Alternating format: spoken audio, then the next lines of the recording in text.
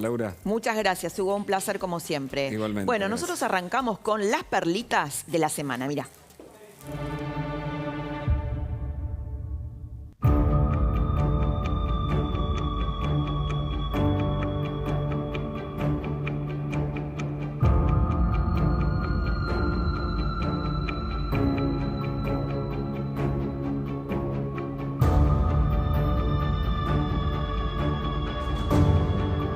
María Eugenia Vidal sorprendió con esta frase bajar todas las candidaturas del PRO. ¿Esto es lo que usted propone? Yo lo que creo es que hay que ordenar Juntos por el Cambio. Las de la ciudad, las de la provincia, las de nivel nacional. Sería catastrófico para el país que una persona desquiciada como Milei, ¿no es cierto?, se haga cargo de comandar los destinos de la República Argentina. El dólar no tiene techo, porque el peso no tiene piso. La hiperinflación está a la vuelta de la esquina. Nos dicen que empieza a cambiar la tendencia y que el mes que viene de nuevo habrá una desaceleración como la que tuvimos en noviembre y en diciembre. Acá hay algo que está profundamente quebrado, que es que la Argentina en alguna época fue un proyecto en común. Y ahora son modelos de poder. El próximo 10 de diciembre de 2023 entregaré la banda presidencial a quien haya sido elegido legítimamente en las urnas, por el voto popular. Trabajaré fervientemente para que sea un compañero o una compañera de nuestro espacio político.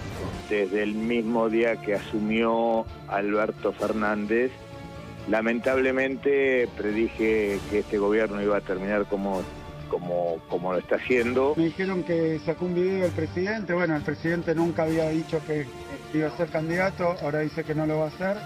Veo que es un paso necesario para comenzar a ordenar el peronismo.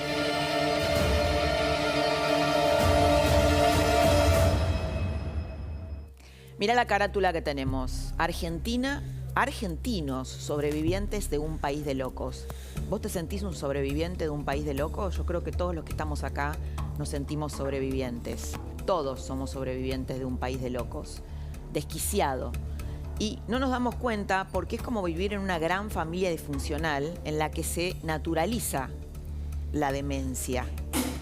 Sobrevivientes acostumbrados a convivir casi con un 8% de inflación mensual, un dólar libre. Hoy hablaba con Damián Dipache en la radio que me decía que podía llegar, después le vamos a preguntar al Bebo Granados, que la tiene muy clara, pero Dipache decía que podría llegar a más de 700 pesos a fin de año. Sobrevivientes a quienes a cada hora nos inyectan una dosis de adrenalina que te hace temblar y que te hace pensar que todo se puede ir al demonio en la Argentina en cualquier momento. Como pasó esta semana, en la que un simple almuerzo en Casa Rosada, un almuerzo entre el presidente y un funcionario, Antonio Aracre, desató una corrida cambiaria que ayer llevó al dólar blue a 4.42. 4.42, hubo todo tipo de memes sobre este tema. Sí, los sobrevivientes vivimos, o más bien sobrevivimos, con la sensación permanente de que en cualquier momento en la Argentina se pudre todo, que la Argentina se va al demonio. Después le vamos a preguntar a Alicia Crosa sobre eso, que nos va a visitar Alicia Crosa, la psicóloga, la psiquiatra, de cómo eso nos pega en la cabeza de los argentinos. Hoy hablaba con economistas y me comentaban rumores de todo tipo que recién comentábamos con Hugo, que circulan en el mercado, que Alberto puede renunciar la semana que viene, que se viene una devaluación del 50% para el lunes. Le vamos a preguntar al Bebo eso. Han tenido que salir consultoras a desmentir esto. Rumores, aclaro, ¿no? Ya no son frases golpistas, las dice prácticamente cualquiera, porque es verosímil que cualquier cosa pueda pasar en un país, como dijo Alejandro Lerner esta semana. Lo habrás visto acá por la pantalla de La Nación Más, que escribió una carta plagada de sentido común y en donde dijo: hay olor a miedo en las calles. Hay olor a miedo en las calles. Hay un párrafo de la carta de Lerner en el que resume a la perfección cómo es sobrevivir en un país de locos. Dice esto, y esto es para Roncaglia: los niveles de inseguridad, crimen, desorden, desidia, son más que alarmantes, son patológicos. Vamos a hablar con Roncaglia de esto. la inflación no es como la fiebre, que un día tomaste frío y te enfermaste. La inflación es una decisión. Esto lo vamos a hablar con el Bebo, Granados. La inflación es una decisión, dice Lerner. Y todos los días y desde siempre hay gente que toma la decisión de que vivamos en esta incertidumbre. Esto no es normal. Y no, Alejandro, claro que no es normal. Somos sobrevivientes de un país de locos. Mirá la placa, mirá esta placa. Tarifa de luz, mirá, Bebo, 34%. Aumentos en abril, ¿eh? Estamos hablando de aumentos en abril. Servicio doméstico, 14%, 7,8% telefonía, 6,6% tarifa de colectivo, 6,6% tarifa de tren, 3,6% naftas, colegios privados, 2,3% prepagas. Eso es vivir en este país de locos, ¿no? Y mira esta otra locura, cómo sube el dólar blue desde las PASO del 19, cuando gana Alberto, hasta abril del 2023. Empezamos con un dólar blue a 45 pesos, diciembre del 19, 3,69, va subiendo, hasta llegar a, en realidad, a 4,42. Ahí habría que hacerle una corrección. Ah, está arriba. Ah, ya está, ahí está, 4,42, estaba tapado. Bueno, a ver, en un país de locos, los sobrevivientes, escuchamos estas explicaciones sobre el origen de la inflación, que por otra parte toda la región, toda América Latina tiene dominada, menos la Argentina, teniendo las mismas condiciones de la Argentina, menos la sequía. Eso es cierto. Cerruti te lo explicaba así, mira. Indigna, porque te jode la vida cotidiana, porque todos los días te cambian los precios. Entonces es muy difícil hablar tranquilamente sobre un tema que te indigna y que te enoja. Pero la verdad es explicarte que además de que comprendemos cómo te sentís, y además de que comprendemos cómo estás, y que a muchos nos pasa obviamente lo mismo que te pasa a vos, hay alguna explicación, algún intento de comprender lo que está pasando. Eso nos va a ayudar además a que entiendas que esto va a cambiar y que va a estar mejor. La verdad es que Argentina venía con una inflación muy alta, terminó Macri con una inflación de 53 puntos, una inflación altísima, y nos agarró la pandemia. En la pandemia, en la Argentina y en todo el mundo se tuvo que emitir muchísimo para poder sostener todo, las vacunas, las políticas sociales, todo lo que se hacía. Ahora en la Argentina tuvo que emitir el doble. ¿Por qué? Porque la Argentina no podía tomar crédito, no podía endeudarse, porque ya estábamos con la deuda del Fondo Monetario Internacional de los 40.000 millones que había tomado Macri. Termina la pandemia y empieza la guerra. ¿Esto qué significa? 5.000 millones de dólares para pagar la energía, que estaba altísima y carísima porque Ucrania y la guerra con Rusia y todo lo demás. Empezamos a salir de eso y ustedes vieron que los índices habían bajado en noviembre, en diciembre, y sentíamos que empezaba la zona del alivio, porque todas las medidas que se están tomando y que impulsan el crecimiento y que impulsan la generación de empleo nos permitía sentir que estábamos un poco mejor. ¿Y qué pasó en la sequía? ¿Qué es la sequía? Cuando hablamos de crisis climática, de cambio climático, hablamos en general. En la Argentina fue la mayor sequía desde el 1920. Pero todas estas son las cosas que a vos no te solucionan la vida, pero que nosotros te podemos explicar y te podemos contar para que entiendas que lo que está pasando es este panorama, que estamos trabajando un montón.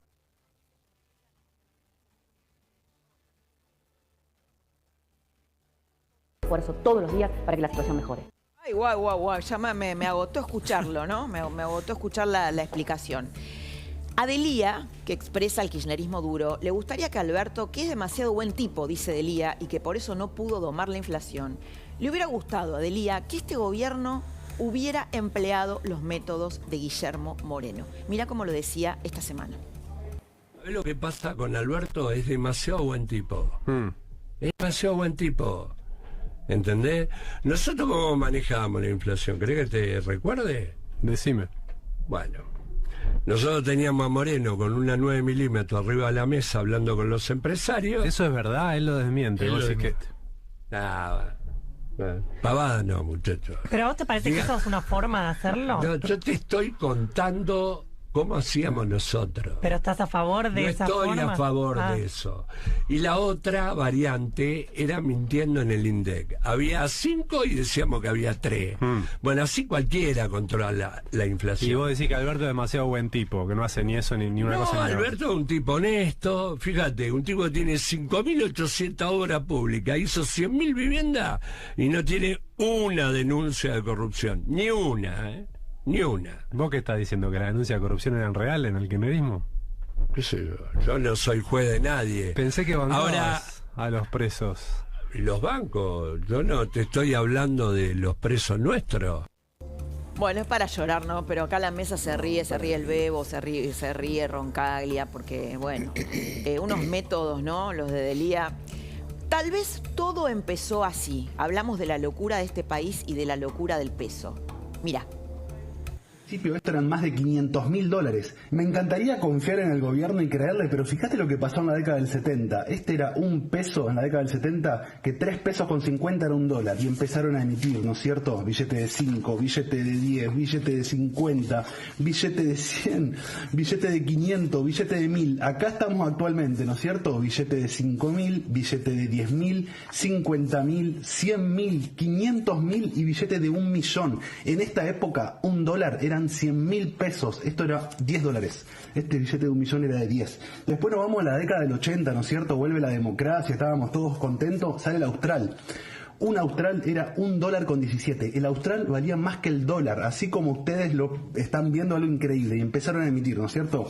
5 australes, 10 australes, 50 australes, 100 australes, 500 australes, 1.000 australes, 5.000 australes, 10.000 australes, 50.000 australes, 100.000 australes y 500.000 australes. En esta época, el billete de 500.000, $1 eran 10.000 australes, o sea, este billete valía $50. Imagínense que al principio esto eran más de $500.000. Entonces, ahora estamos con este billetito, ¿no es cierto?, que son $2.50. ¿Te vas a seguir quedando en peso y haciendo un plazo fijo? ¡Ni loco! Ayer hablaba con Jorge Fernández Díaz, que tuvimos un programa de radio varios años, un colega además muy querido, muy prestigioso y bueno, muy querido por todos nosotros, y que ahora está en Europa presentando sus libros. Y me dice, ¿vos sabés cuál es el comentario de toda Europa, de intelectuales, periodistas con los que se encuentra? Es cómo han destruido a la Argentina, cómo esta gente ha destruido a la Argentina. Y como dice Lerner en su carta, lo peor que nos pasa, después lo vamos a hablar con la mesa esto, lo peor que nos pasa es que nos convencen de que no nos merecemos más que esto. Esta frase es tremenda, no nos merecemos más que esto. Y es triste darse cuenta de que esta realidad a la que nos hemos sometido a vivir podría ser muchísimo mejor que la que hemos aceptado mansamente acatar. Una realidad que hemos aceptado mansamente acatar. ¿Será verdad? Vamos a hablar de esto con nuestra mesa y después también con nuestros invitados, la persona de la cafetería y su victimario. ¿En serio decidimos mansamente acatar? ¿De verdad? ¿De verdad creemos que no nos merecemos más? Pienso en la historia, mira, pienso en 1000 historias, ¿no?, de este país, pero la que se viralizó hace poco de una psicóloga de 60 años jubilada que, como no le alcanzaba la plata de la jubilación, se tuvo que poner a limpiar vidrios. Pienso en 2 conductores que vos, viste, mirás los portales y decís, el pasto está tan seco, ¿no? Dos conductores que en la Panamericana, ¿te acordás? Fue hace poco, se pusieron a discutir y estaban tan violentos que los arrolló un micro que venía en sentido contrario. Fueron arrollados y se murieron. Pienso en el hijo de Roberto Sabo, el kiosquero de Ramos Mejía, al que mataron por 10.000 pesos. La vida no vale nada, la vida no vale nada en la Argentina.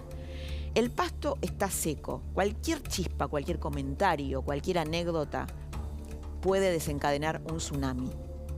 En Casa Rosada juran que la chispa que encendió la renuncia de Antonio Aracre, el ex CEO de Syngenta, una empresa de agricultura, fue, ¿sabés qué fue?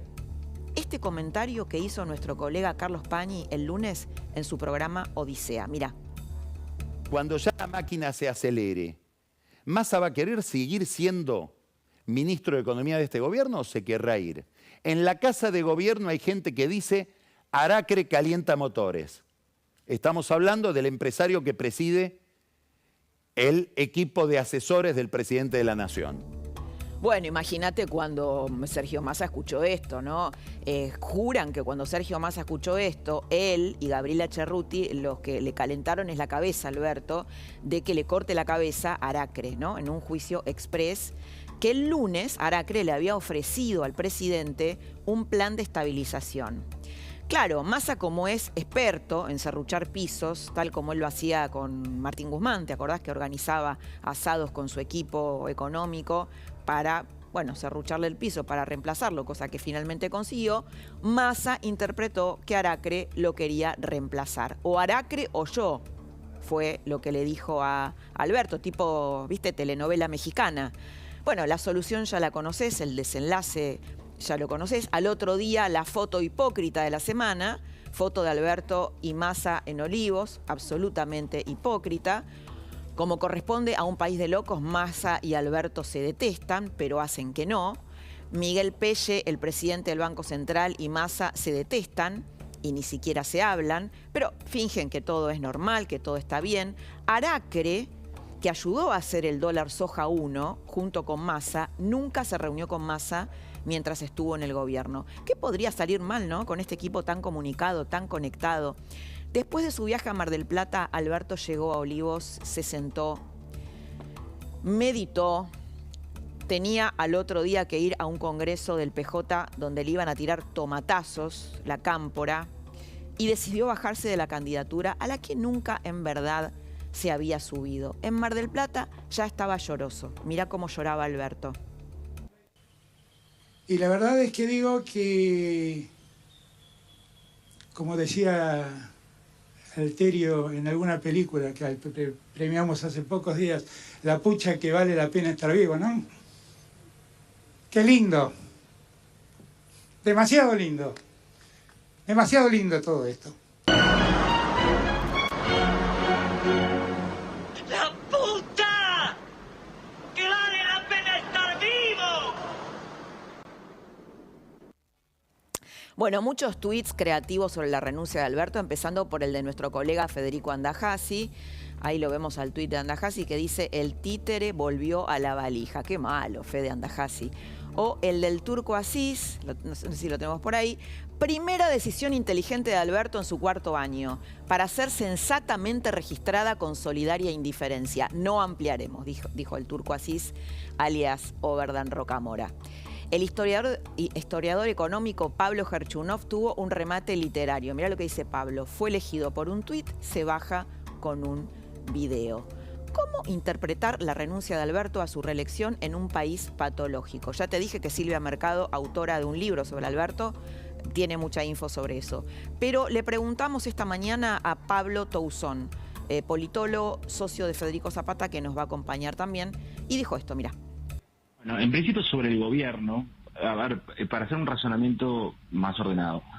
El peronismo supone que está disociado, y eso viene de Cristina Kirchner en primer lugar, que tiene algún resultado posible disociado de la gestión de gobierno, ¿no? Como si existiese el gobierno por un lado y el peronismo por el otro.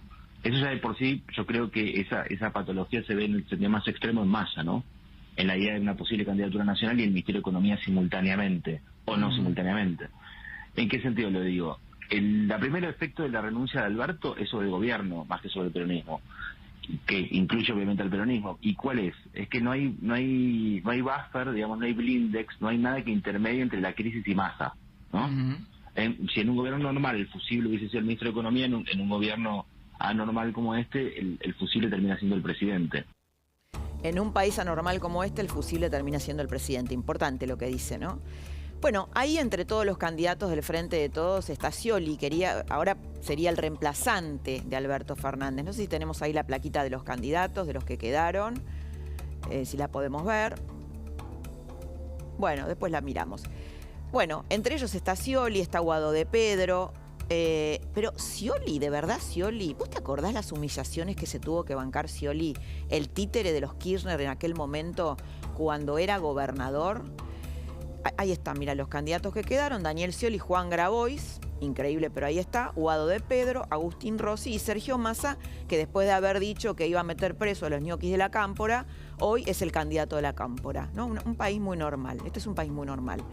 Bueno, esto que te voy a mostrar fue en el 2010, cuando era gobernador, y los Kirchner, que lo torturaban de muchas maneras, pero una de las maneras era retaseándole los fondos. Entonces se produce el atentado contra Carolina Píparo, ¿te acordás? Scioli recibe a Carolina Píparo, a su marido de entonces, a las víctimas, y les dice, entonces ellos obviamente le hacen un reclamo para combatir la inseguridad, y él les dice: no puedo, tengo las manos atadas. Y Kirchner le respondió con esta ferocidad. Temas que son de permanente actualidad en la Argentina. Es la seguridad, la educación. Yo por eso en esta asamblea de dirigentes, de militantes, le pido al gobernador, a mi amigo, al gobernador Scioli, que nos diga quién le ata las manos para profundizar el modelo de seguridad en la provincia de Buenos Aires, porque estamos todos dispuestos a ayudar. Pero hay que hablar con nombre y apellido definitivamente para terminar con los malos entendidos. La cara de Scioli me encanta. Obviamente el que le ataba las manos era Kirchner, pero hacía que no. Pero bueno, como dijo Máximo Kirchner hoy en un acto, ¿no? En un furcio, en este país de locos, dijo que las virtudes conduzcan a la miseria. ¿Escuchaste esto? Que las virtudes conduzcan a la miseria. Obviamente fue un furcio, pero bueno, viste el inconsciente cómo es. La trama de esta noche arranca de esta manera. Vamos. Estoy tan podrido que nos mientan con las intenciones, que todo lo técnico se nos hace un ruido de números y de tecnología que el resultado final sigue siendo el mismo. Cuando vos decís, vamos a tener una hiperinflación, ¿sabes cuántas veces yo ya escuché esa palabra hiperinflación? O cuántas veces escuché la palabra crisis. Yo creo que este es el país más estable del mundo. No hay país más estable que Argentina. Siempre tenemos crisis. Porque crisis, desde que yo nací hasta ahora, es crisis. No hubo estabilidad. Hubo un poquito de estabilidad, no quiero dar nombres, pero en algún gobierno hubo un poquito de sensación de estabilidad. Y yo lo que quiero... Lo quiero decir con todas las palabras, que no nos rompan más las pelotas con la política para que cada uno pueda hacer de su vida lo que nosotros queremos, nuestros sueños, llevar a que nuestros hijos no se tengan que ir, que yo no tenga que huir, que podamos generar trabajo, que podamos estar contentos. Si queremos comprarnos una camioneta, que no nos dé miedo. Si nos va bien, que no nos dé vergüenza, porque no le robamos la plata a nadie. Bueno, mesa de lujo, está bueno lo que dice, no le robamos la plata a nadie, ¿no? Si nos va bien, porque el kirchnerismo siempre trabajó sobre el resentimiento, ¿no? Que si vos tenés algo y te lo ganaste, bien, ¿no? Se lo sacaste a otro. Bueno, mesa de lujo, Alicia Crosa.